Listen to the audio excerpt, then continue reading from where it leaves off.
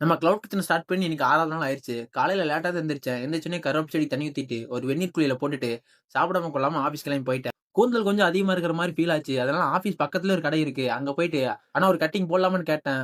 தம்பி, வரிசையில் வாருங்கள்.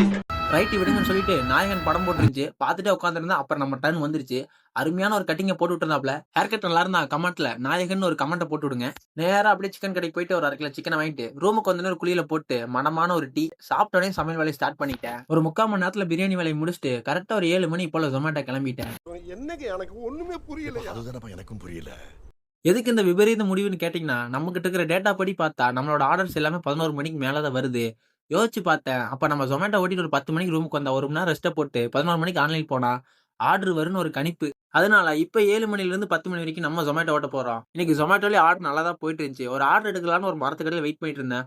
தலைக்கு மேல ஒரு குருவி கூண்டு. நம்ம வேற கொஞ்சம் வளத்தியா இருக்கனால மண்ட மூளை எசக்கு புஸ்கா வேலை செய்யுது. அதனால கேமரா ஆன் பண்ணி மேல விட்டேன்.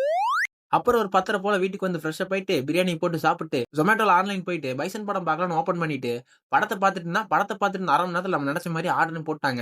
ஃபர்ஸ்ட் ஒரு சிக்கன் பிரியாணி வந்துச்சு. அத சூடு பண்ணி போட்டு குடுத்துட்டு வந்து உட்கார்ற கேப்ல மறுபடியும் இன்னொரு ஆர்டர போட்டாங்க. அது ஒரு சிக்கன் பிரியாணி.